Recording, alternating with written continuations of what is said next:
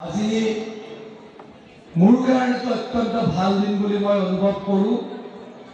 অলপ আগতে বিশ্বনাথ সমষ্টিত এই কাৰ্যসূচীটোত অংশগ্ৰহণ কৰিলোঁ আৰু কেইবা হাজাৰ প্ৰায় 10,000 মহিলাক একোখন ৰেচন কাৰ্ড দিবলৈকে সক্ষম হ'লোঁ। আজি আপোনালোকৰ মাজতো 3,037টা পৰিয়ালক আমি 3,037টা পৰিয়ালক আমি এই ৰেচন কাৰ্ড দিম আৰু এই 3,037খন ৰেচন কাৰ্ডৰ পৰা 14,830 গৰাকী ব্যক্তি লাভান্বিত হ'ব। শ্ৰদ্ধা ৰাইজ, এইখিনি সময়ত যোৱা এক সপ্তাহত অসমৰ মাননীয় মুখ্যমন্ত্ৰী মাননীয় মন্ত্ৰীসকলে অসমৰ প্ৰত্যেকটো সমষ্টি ভ্ৰমণ কৰিছে আৰু সমষ্টিসমূহত ভ্ৰমণ কৰি অসমৰ ৰাইজক সেৱা কৰাৰ মনোভাৱেৰে এনেকৈ লাখ লাখ ৰেচন কাৰ্ড বিলাই ফুৰিছে। আৰু আমি এইখিনি সময়ত অসমত 10,73,489খন আমি ৰেচন কাৰ্ড বিলাবলৈ সক্ষম হৈছোঁ আৰু যাৰ দ্বাৰা 42,85,745 গৰাকী ব্যক্তিক আমি এই ৰেচন কাৰ্ডৰ যোগেদি সহায় কৰিবলৈ সমৰ্থ হৈছোঁ।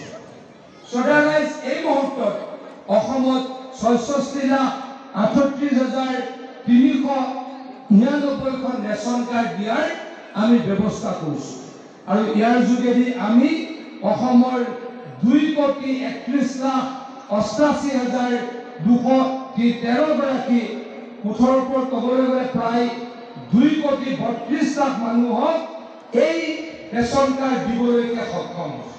আজি মোৰ কাৰণেতো অত্যন্ত ভাল দিন বুলি মই অনুভৱ কৰোঁ। অলপ আগতে বিশ্বনাথ সমষ্টিত এই কাৰ্যসূচীটোত অংশগ্ৰহণ কৰিলোঁ আৰু কেইবা হাজাৰ প্ৰায় 10,000 মহিলাক একোখন ৰেচন কাৰ্ড দিবলৈকে সক্ষম হ'লোঁ।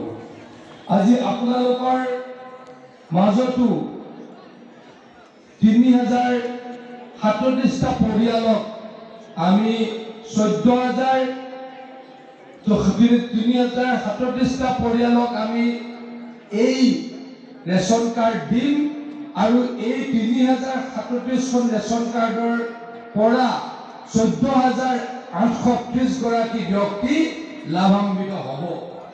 শ্ৰদ্ধা ৰাইজ, এইখিনি সময়ত যোৱা এক সপ্তাহত অসমৰ মাননীয় মুখ্যমন্ত্ৰী মাননীয় মন্ত্ৰীসকলে অসমৰ প্ৰত্যেকটো সমষ্টি ভ্ৰমণ কৰিছে আৰু সমষ্টিসমূহত ভ্ৰমণ কৰি অসমৰ ৰাইজক সেৱা কৰাৰ মনোভাৱেৰে এনেকৈ লাখ লাখ ৰেচন কাৰ্ড বিলাই ফুৰিছে আৰু আমি এইখিনি সময়ত অসমত 10,73,489খন আমি ৰেচন কাৰ্ড বিলাবলৈ সক্ষম হৈছোঁ আৰু যাৰ দ্বাৰা 42,85,745 গৰাকী ব্যক্তিক আমি এই ৰেচন কাৰ্ডৰ যোগেদি সহায় কৰিবলৈ সমৰ্থ হৈছোঁ।